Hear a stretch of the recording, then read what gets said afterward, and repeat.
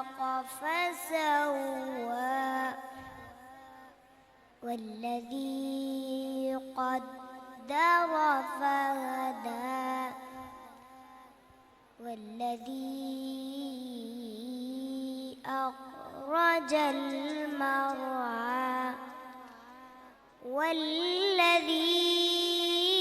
أخرج المرعى فجعله غثاء أحوى سنقرئك فلا تنسى إلا ما شاء